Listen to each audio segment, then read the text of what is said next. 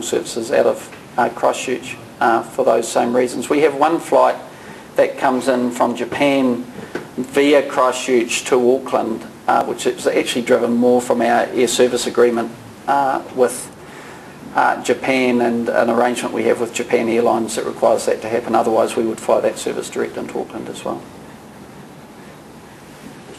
Yep, hi Rob. Just wondering, you talk about the value to New Zealand, obviously being New Zealand. For the average consumer, they're probably not aware of that. Yeah. Why hasn't New Zealand gone down the road of KiwiBank and sort of gone with New Zealand ownership, the profit staying here, keeping New Zealanders working, especially when you're facing Australian competitors here in domestic market? Yeah. I think KiwiBank have actually done a tremendous job with doing that. We made a conscious decision, rightly or wrongly, after the bailout of the airline, after the NSET failure and the government put money into the airline.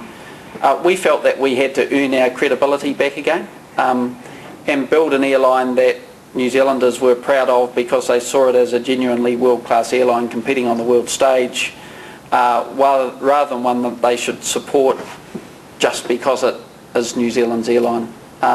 We think we are at that stage now, and you will see us ramp up more and more the New Zealand versus Australian competitive dimension, and the creative team are having great fun with some of the it's a fascinating question and generates a lot of discussion within the industry, with the exception of well, we've seen two scenarios. We've seen Air France and KLM. We've seen Lufthansa soak up Swiss Airlines and potentially focusing now on Alitalia, BMI, Austrian.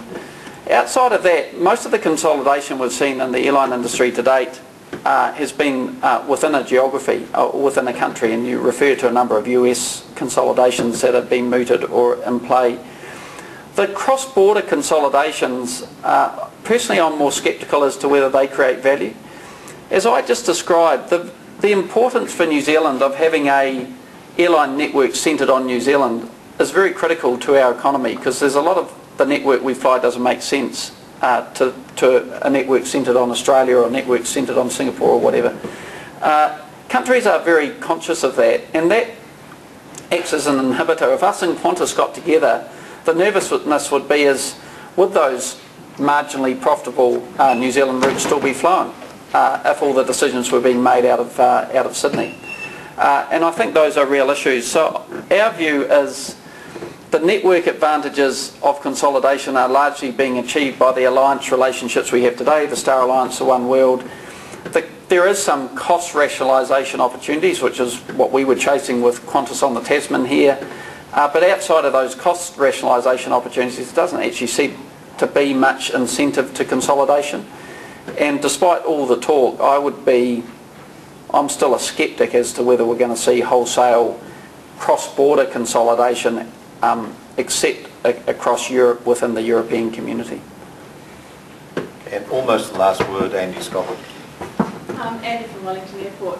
Congratulations, Rob, on the marketing of your latest check-in concept. I think that it's been unbelievable, and I think if the number of people hold their phones up here, they'll have the little chip on the back of their cell phones right now. I just wanted to clarify to this group that we also, Wellington Airport, are working, the long-haul strategy is not about Wellington Airport, it's about the regional strategy for Wellington. It's been driven by a lot of business groups, a lot of interest groups, exporters, and one of the things that you mentioned about the work that Boeing have done for Air New Zealand, I think, I know your team's aware that Wellington Airport also has had some work done by Boeing.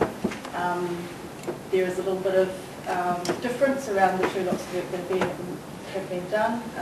We also have had independent consultants doing some work, and at this stage, well, we believe that the long-haul services are still viable for Wellington.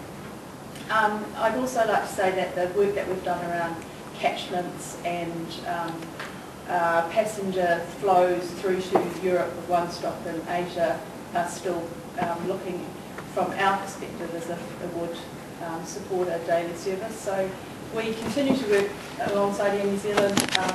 we don't take our focus off the long-term strategy from the regional strategies perspective. So, and we'll no doubt carry on debating. It's funny how Boeing could feed you different data than us, but the bigger issue for me is the degree to which Wellington region is prepared to sacrifice the interests of New Zealand to get a long-haul service in there, and I think that actually is a bigger debate. And I'd prefer, I think it's the debate of greater merit for us as a nation to actually look at the air services in and out of this country, which we're very dependent on as a remote country on the world. And that to my mind, if we were to collectively put our energy into really understanding and saying what's the impact on New Zealand in terms of how we feed traffic in and out of this market, that's where I'd like to see the conversation going. Because if what I fear is real, that should be a real concern to all of us, irrespective of which region in the country we live in. And I think what I would like to see, I've got strong respect for the regional interests, but as a small country, I do believe we need to have a stronger collective framework that looks at the national interest alongside of that. And I think sometimes we're too busy in our own geographies to lift our eyes up and see those detriments or those opportunities as they may be. And as I say, that's where I'd like to see the conversation going. I think the technical debate will be resolved one way or another. And I think, to be honest, I'm not that interested in putting too much work into it until the aircraft actually flies, because the sales guff and what actually happens in reality, there's a gap, and the real question is how big the gap is between what the salesmen are telling us the aircraft will do and what it will practically do. Okay, we have one last question, which will be very short. I just wanted to know what Air New Zealand's thinking was on the environmental issue in light of the economic downturn worldwide, and how you'll see that affect inbound tourism and marketing. So the question was both the impact of the economic downturn on the interests and concerns around the environmental sustainability. So let me just talk very briefly. The economic downturn, what impact is it having to our business? It's very, very significant. When we get a forward view out about 6 months, well, we actually get it out 12 months in terms of how far ahead people book. But 6 months out, we typically have quite an accurate view of what forward booking patterns are looking like, and can normally reasonably accurately predict what load factor an aircraft will take off with in 6 months' time based on how the bookings are building today. What we know is it's softening. What we don't know is how much. It's so volatile at the moment. We can have a week where our bookings are up 3 or 4% on last year. We can have a week where they're down 20% on last year. There's just this enormous volatility, and we can't yet see where it's going to settle. But the direction is definitely a softening. How will that impact? I think that will create a distraction. There's been a very strong focus on environmental sustainability, and in very buoyant economies, I guess both political interests and business interests have been probably reasonably relaxed about accepting some economic costs. They'll become less relaxed about that as the economy gets tougher.